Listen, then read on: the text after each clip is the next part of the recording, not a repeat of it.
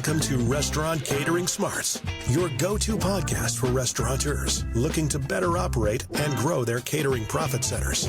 With every episode, you can count on expert advice, innovative strategies, and tasty tips straight from industry leaders. Our purpose is to help your business thrive. So, let's dig in to another juicy episode.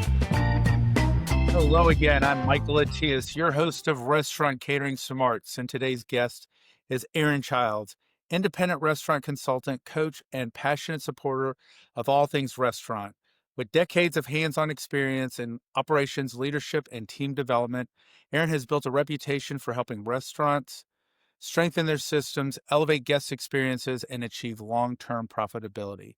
Her approach blends real-world operational know-how with a deep commitment to empowering owners and operators to thrive in an ever-changing industry, and we're excited to have her on the show today. But before we get started, let's take a minute to recognize our sponsor, CaterZen Catering Software. They help restaurants turn their catering chaos into calm. Discover why restaurants trust CaterZen to save them time and increase sales. Go to caterzen.com and sign up for a free walkthrough of the software. Now let's dive into this episode of Restaurant Catering Smarts. How are you doing this morning, Erin?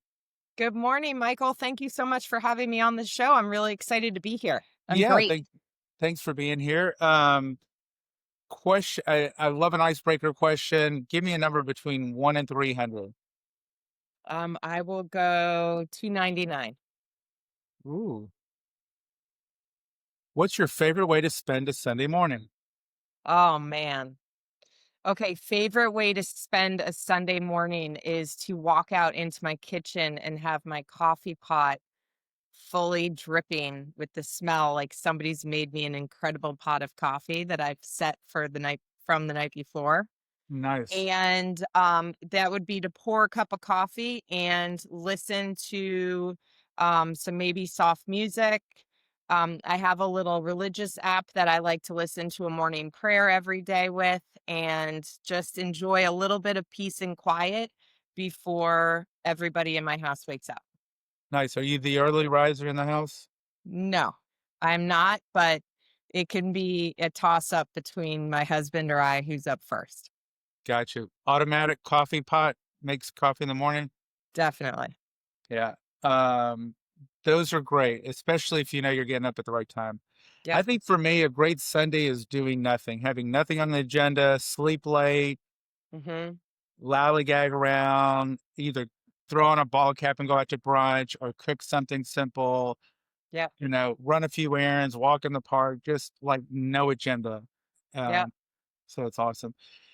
I don't know if anyone has ever asked you this. Are you related to Julia Childs? I know you're from the Boston area. So I've actually had many people ask me that question, which is so fun. So I am not related to Julia Childs. Childs is my married last name. So that's the first thing, and nobody in the Childs is related. However, I do love to cook like Julia Childs. So I do have that with her. How's that? So what's your go-to dish if you're cooking dinner, having people over for dinner? So my friends and family are very fortunate because I believe that food is my love language. And so I cook really awesome meals almost every single night for my family. They love roasted chicken breasts to grilled steaks to Asian. I make these really cool Asian, we call them beef nests. I make up all kinds of different things. They love my bolognese. They love this chicken orzo soup I make. So I kind of go full throttle 7 days a week, which is kind of fun. Yeah, I don't cook that often, not as much as I used to cook, but I would say my go-to, if I were gonna just down dirty simple, fettuccine Alfredo. I've got the recipe from Alfredo's in Rome.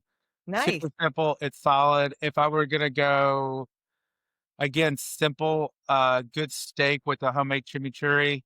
Yum. Can't go wrong with that. That's a solid go-to. I love it. Yeah. Okay. So let's talk about, how did you get in this industry? I know you consult now, but let's talk about your food background, your restaurant background, and how you got to where you are now. So I got into the food industry. I I think when I was about 15, when I started working at restaurants, my dad was always, he was an electrician and he really wanted me to have a well-rounded background and experiences. So he wanted me to work in an office. He wanted me to work in a restaurant. He wanted me to work in a grocery store. One thing I never actually have done, but I started waiting tables and working at a diner. And I kind of enjoyed the vibe and the environment. Went off to college, did my 4 years, became a sous chef in college, and worked in restaurants just to make some extra money. And that really kind of was my passion starter. And then I ended up going to New York. I'm from New York originally. So I ended up in New York City and I worked for a restaurateur there, and really kind of got into event planning in the city for his restaurant. And it was just such a cool experience. I was in my early 20s. The vibe of New York was Yeah. amazing. And that kind of started it. And then when I moved up to Boston in 2004, I wanted to get out of the special event stuff and get more corporate just because I knew one day I'd want a family and I knew the lifestyle of, me working until like 2 or 3 in the morning was not sustainable. So I dove out of it, went into corporate catering, and that was where I was born, almost 20 years ago since I entered Boston. And I'm very passionate about the fast casual industry. So where'd you cut your teeth? When you got out of the higher end parties until 2 o'clock in the morning and all that craziness to Monday through Friday corporate drop off, where did you cut your teeth? Um, My first job in Boston was at Super Salad and Fresh City, which was a multi-unit wrap and sandwich shop in the Back Bay of Boston, and I was a sales manager for them for about 2.5 years. I loved it. Our CFO there was became a friend of mine, and we always joke that he knew me as my maiden name before I got married. Then he went over to a different company and I decided I wanted to make a shift and go over to Sebastian's. I was at Sebastian's for a few years and then he had left Sebastian's and went over to Beloco, introduced me to John Pepper at Beloco, and I did basically almost 10 years at Beloco, which were absolutely incredible years of my life. Well, are you familiar with Via Lago? Cafe Via Lago was in Boston. Sounds a little familiar, but They remind. were a client of ours. They went out of business after COVID, but they did Okay. a lot of corporate drop off business. And I know Boston is a huge market. So at the first place you went to, did they teach you how to sell, or did they bring you in because you had a sales background working events? Um, It's funny. Did they teach me how to sell? In my opinion, no. They just told me to go get catering sales, and I kind of just figured it out on my own on what I needed to do, right? In my mind, I needed to get food into the mouths of people. And I was brand new to Boston. It was actually such a cool time in my life, if I think about it. I did not know this city at all. I'd been coming from New York. New York was a giant. Boston seemed like this little tiny place. And I walked everywhere. And I loved it. And I got to know Boston like the back of my hand. To this day, I know all the streets, the little corners. I know where many companies are because all I would do is walk around and I'd look at the buildings and I'd then figure out who was in what building. I'd go ahead, I'd call them up, I'd do a cold call, I'd pretend that we were long lost friends and they haven't heard from me. And boom, I'd get a tasting at their company and I went. You know, you can't go wrong with sampling food, right? Because if it's good, you're going to get business. And if it's bad, you're going to realize you need to fix something or do something else, right? Mm-hmm. Yep.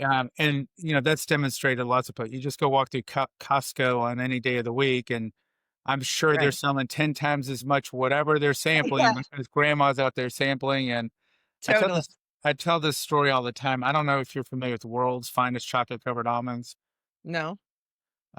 We sold them in my school, and they're just chocolate covered almonds in a box. Now they do chocolate bars, probably because they don't melt or whatever. And I was a third grader. I don't know how I knew this. Like, I have no idea how a third grader would think of this. I bought the first box myself. and I gave my neighbors one chocolate covered almond, and they either bought because they loved it or because they felt guilty. There you go. See? So, and I've definitely done my fair share of sampling. Why do you think, there's sort of two types of restaurants out there that cater? There's the ones that make the investment in, we're going to hire a salesperson that I call a hunter that's going to go out there like you were doing and knock on doors and make relationships and try to really hustle business. And there's what I call the farmers. They're just sitting waiting for the phone to ring. They're, I hate to say scared, but either they're scared or the owner's scared to bring on a heavyweight to actually go out there and hustle the business. So, they do 60, 70% of their business on Easy Cater. They have people answering the phone. They think they're in the catering business, and it's no disrespect. But, the organizations that really out there hustle, they're doing 25, 30% of their sales in catering. And the other guys are doing 5 to 10%. Where's the disconnect? Because I know you consult with clients. Where do you see the big disconnect? So, um, first of all, the people who sit and wait for the business to come, I just, it's not going to come, right? In today's world, it's so much different than it was 20 years ago when I started doing corporate catering sales in general, right? Before you could go to buildings. Now it was weird because it was, post 9/11, and you were a few years past it, and the security in buildings and all that kind of stuff was a little bit different. But in today's world, I think that the focus really needs to be on building the relationship and solidifying your commitment to provide really good service, food options, and meet the needs of your client. I think that those are the most important things for a successful salesperson to really kind of do to grow the business.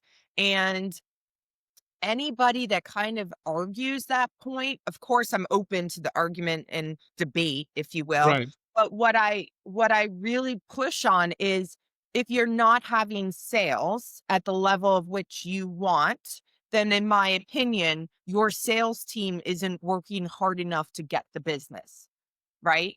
And there might be a lot of competition. Of course there is. But you have to get creative in how you're going to build that relationship and keep going back to the touch points on, when was last time I talked to Michael? Oh, shoot, it's been 6 weeks. God, time flies because I'm so busy talking to all these other people that you have to go back and really earn that business.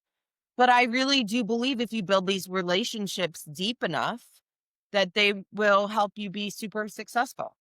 For sure. It's definitely all about the relationships. So today, you can't walk in a building and just go wander around. If No, you were if you were advising somebody, what's 2 or 3 strategies to get in front of that decision maker? Because obviously you want to get in front of them and get that permission to sample them or get them into your restaurant to try your food. so if you've done business, or if you're absorbing a book of business, for example, of somebody else, and you have a contact name of the person at a company, the first thing I would recommend is that you pick up the phone and you dial the phone number of the main office. You'll get a secretary or administrative assistant, whichever, and they answer and you say, "Hi, is Erin Childs there?"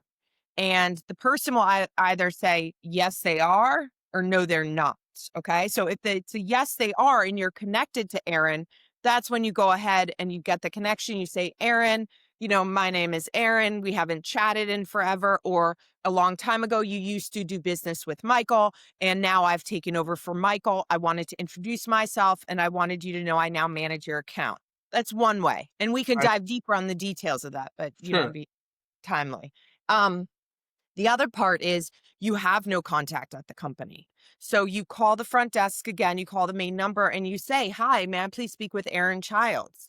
They say, "I'm so sorry, there's no one here by that name." "Okay, no problem. I am the new account manager for my company, and we used to do business with Erin when she worked there." And the person usually will go, "Well, I've been here for 15 years and I've never known that person." "Okay, I'm sorry, but is there somebody, maybe my person had their name incorrect. Is there somebody that now manages the catering for your brand or your company, who would place orders, who would order for their boss's lunches?" And, "Oh yeah, that's Jackie." Oh, okay. So then we get connected to Jackie. Jackie answers the phone. Jackie, hi, it's Erin Childs. You used to work with Michael at my company, but I've taken over. Do you see where it goes? Right. So now you've immediately calmed the person receiving your phone call that you're not some solicitor because you knew the name was Jackie. And you've immediately said, oh, Jack's like, oh, I don't remember working with him, but cool. Yeah, no, we do catering. Oh, yeah, you want to bring in free food? Oh, great. Let's set the date. And then you're in, and then that's where your relationship can build if it's a cold call or a cold meeting, if that makes sense. Are you using multi-step? So for instance, you might be not get Jackie on the phone. Are you trying to connect on LinkedIn? Are you emailing? Because corporate emails are easy to get. So I had, when I was in sales, obviously I'm far past that. But when I was in sales, LinkedIn wasn't as social media wasn't as much of a tool used, right?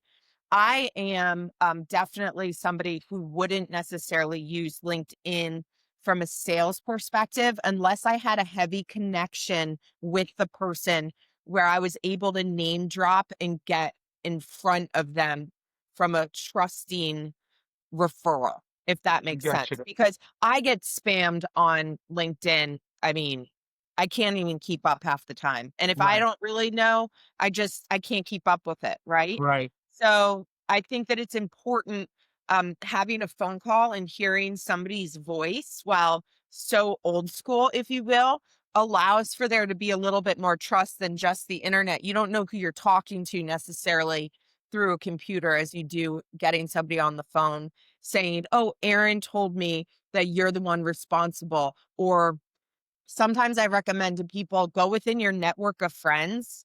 They work at companies, say, who can you connect me with at your company that orders catering? I bet you all of your friends have somebody that they know For where sure. that they can give you their name and number and be like, Erin's going to call you, order catering from her company. Right. And so this works even if your company never worked with that contact. You're just asking the gatekeeper for who you need to talk to, and you're just trying to open a door. Yeah. Yeah. Yeah. I think it's very commonsensical. It's very test survive the test of time.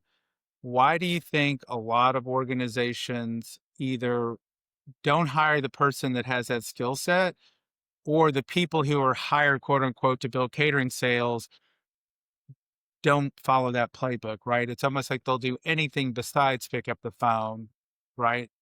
Right. I think that it's as expectations set by maybe the company of how often. I mean, I know that larger organizations might have sales training, um, you know, seminars or something that they might put their sales team through training. I totally understand that. For the most part, though, we're not talking, I assume, about the big guys, right? We're talking about the smaller mom and pop type of catering organizations, or a 2 unit chain or 3 unit chain that doesn't have the amount of resources that there are for larger organizations. And therefore, they're not going to have the training that there is, right? I've sat at plenty of conferences. I've spoken at conferences where I'm giving sales techniques to people because they're just like, how do I go into a business that I just don't know anybody at? And while it seems so simple of an answer for me, we also have to understand that these people might be new to their sales role, and also are just looking for fun little things to, connect with people on, right? They don't necessarily think to just pretend that there's some that they used to work with the company. I mean, I know it seems deceitful, but you're not trying to like, I hope everybody gets my point of like, No, you're no, no, trying of to course. get in the door. And once Right. you're in the door, you're trying to provide a wonderful service of your good food and your company to that brand, knowing that, they're going to like it. Yep. Um, when you're working with your clients, is is your primary focus helping them build catering sales? Is that, or do you work in a lot of different areas? I work in a lot of different areas and it depends on what the company is looking for. So, for example, one of my clients, I work with the COO very closely as an executive coach for her. And I allow her to, there might be certain things that we're trying to focus on during certain calls. But the goal for our calls and the goal for my coaching in general just is to work with brands on what they're trying to build. So the COO is trying to become a better leader and trying to understand better ways to manage their team and create a very nice cohesive team. So I can work with her on, gaining stability and expertise and walking through examples to try to become a better version of herself and make sure she's meeting her goals and the goals that she has set forth for her brand and her personal goals as well, because a lot of growth within our organizations comes within our own personal growth as leaders. I'm a very big believer in thought leadership. And if your team isn't working well, I always look at the leader and say, how can we improve you so that you're the best version of yourself? And I have yet to meet somebody that's thriving and doing well and isn't passing that energy down to their team. And I really believe deeply in that. So a lot of the work that I do is trying to make sure that people become the best versions of themselves. Yeah, I definitely believe that the people who are lifelong learners are the ones that do the best. It's funny, I hated school. I think it's because I didn't even know that ADD was a thing when I was in school, or maybe I did, but I never considered myself ADD till I got older. Um, and I didn't like rote memorization because it's like, why do I need to memorize the states and capitals or the periodic table? Yeah. It serves no purpose. But Yeah. what had to do with critical thinking or something that, more heavy on the brain, I loved it and I thrived in those environments. And I probably spent more money on education, going to seminars and buying courses and consultants after college than it cost me to go to college because you just don't stop learning. And even in the software industry, you would think, oh, it's catering software. What's there to do? The brain never turns off because there's always something to learn. Now with AI, there's a lot to learn, but you're learning from your clients, you're learning from other businesses. What are they doing? You can bring in. If I stopped learning, I'd probably die because I love to learn. It's Yeah. just there's so much, and uh, definitely have always been inquisitive. When you work with these organizations, are you doing any testing of employees like disc profiles or culture index work, or is it more high level coaching? It's more high level coaching. I'm actually about to start a new project with some lower management, so not C-level. Most of the coaching I do is at the C-level, but I'm starting to do coaching at the mid-manager level or a little bit below starting manager level. And that I'm really looking forward to because there's a gap. And I believe, and I learned this at my day at Beloco when I was there, that the importance of all of this has to do with making sure that all this information trickles down. And I am very passionate about making sure that the people I'm working for are making sure that they're turning and saying, okay, who on my team is ready to take it to the next level? So is this sort of like grooming them up, like coaching them up Yeah. so they're ready for the next level? Yes. John Pepper, to give him a lot of credit for this, he always was about making sure that you coach your replacement. And some people, and you would say, like, that's very scary for some people to say, but that's the goal. The goal isn't for us to all stay so stagnant in our positions at one company necessarily. It's to go off. The mentality of Beloco was like, go become something greater. If Beloco has allowed for you to get to the step where you're at and then you met your dream job and off you go, that is so amazing and fantastic. And that's the goal, right? So that's what we're trying to do. And that's scary, obviously, because hey, I've invested 5 years into your growth and then you leave, but it's also a great tool because now you're attracting the type of people that are growing and thriving and bringing new ideas to the organization. So it's a dual-edged sword, but in the end, it sounds like it's a much better way to go than they stay with you and they don't grow and you all die together. Yeah, I mean, that's the whole point is, and it's I compare it to children, right? And you have them. Our our job is to teach kids how to grow up, fend for themselves, and off they go, leave the nest, go start their own lives. And, sometimes that there are employees that, in the restaurant industry too, some people might be having a double career, right? They might be doing the restaurant stuff to gain get some extra cash in their pocket while they're in acting school, or Right. getting their education further, whatever it is. But it's a launching pad. And I kind of have really looked at it a little bit differently since my time at Beloco, because it's so true. That was something that was part of the fabric of our environment there. And I really appreciate it now. Yeah, my first job was washing dishes. There's only been one job I never did well, and that was washing dishes. The pots and the pans just didn't look good. I couldn't keep up with the dish hole. I mean, Yeah. but I luckily I did such a bad job, they made me a busboy, after a month. And, it's amazing what you learn in the hospitality business that in a lot of places, quite frankly, are lost. And, oh, do y'all have Chick-fil-A up in your neck of the woods? We do. Yeah. Uh-huh.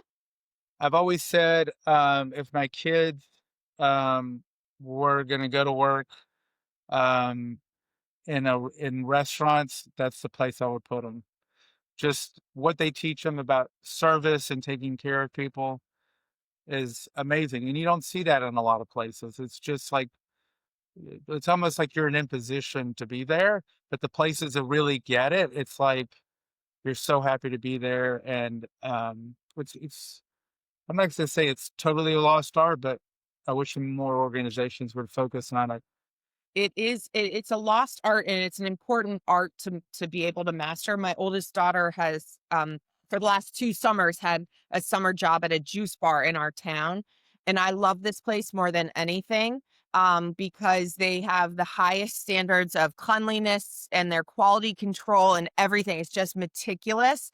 And I said, I want your first job in the food industry to be at something of such a high caliber, so that you understand that this is the bar that you need to constantly stay at, work at, and live at. And she And gets it. She really and does. and you can't honestly, what she's learning in high school is nothing compared to that lesson that she'll Oh, take with her totally. forever. Totally. So, are you familiar with Cutco Cutlery? Yes. So, I gave both my kids an opportunity before you go off to college. You sell Cutco for the summer. I'll match what you make. My daughter quit after a week or two. She couldn't deal with the rejection. My son learned he is he's definitely tougher and more focused, but he will kvetch and bitch and moan and cuss.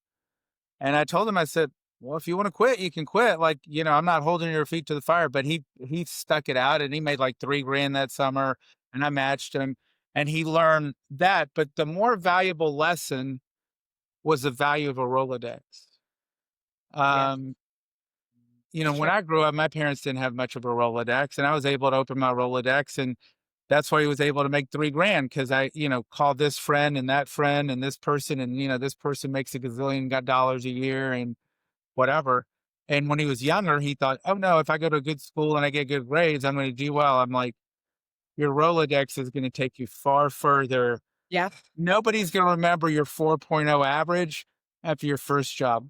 It's And true. even then, before the first job, if so and so's father is president of a company and he can get you in, that's more valuable than anything. Yep. So So true. I think he's learned that lesson, and my daughter's learning the lesson just a different way. Is that a little puppy I Yeah, hear? it's my dog going crazy. I don't know what's wrong. What kind? A French bulldog. Oh, cute, Yeah. cute. We have a black lab.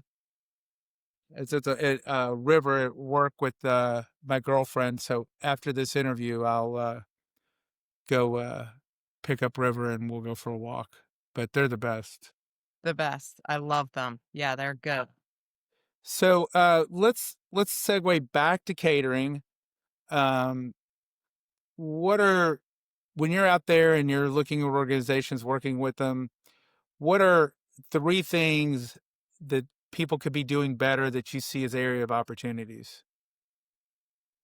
Um, I And would don't say worry that about the dog bark. We're very informal here. I So know. So I would say that the three things that people should really continue to check on is if you're a leader. Okay, so I'll talk just mostly leadership right now. right.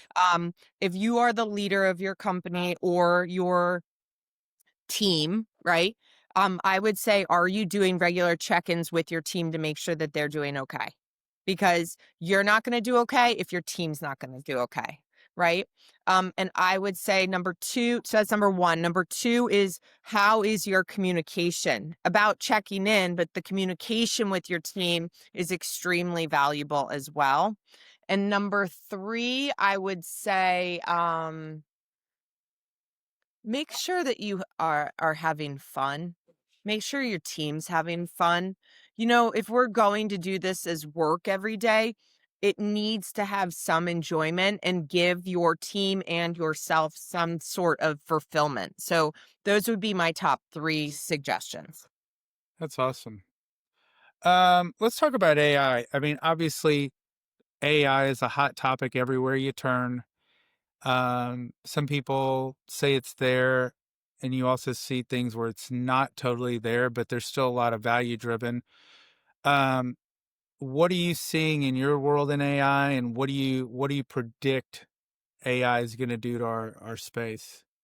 So I'm not seeing a lot. Well, I'm seeing a lot, obviously, because it's everywhere, but I'm not seeing the work that I'm doing right now isn't with a lot of AI stuff with executives, because I just think that we're talking about real relationships and real issues.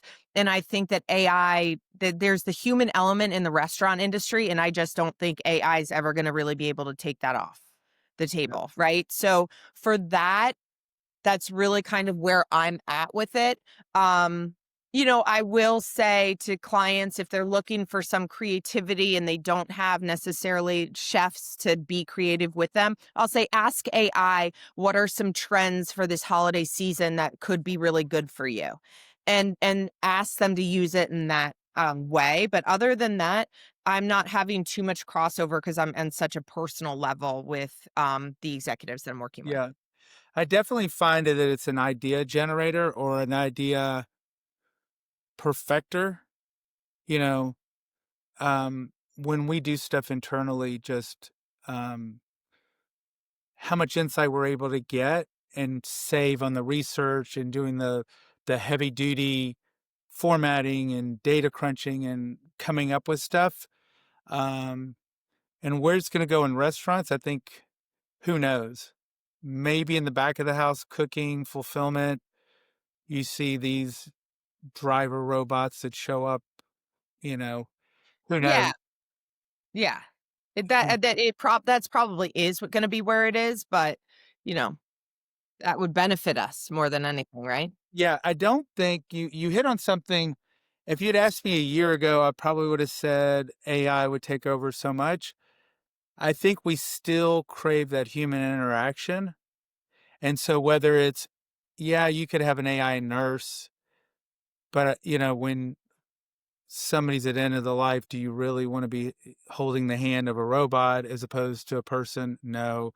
When you go in to be waited on, there's the element of, yes, the food is great, but that connection with the server, whether you're just laughing or, having a serious conversation, you're not going to get that with AI.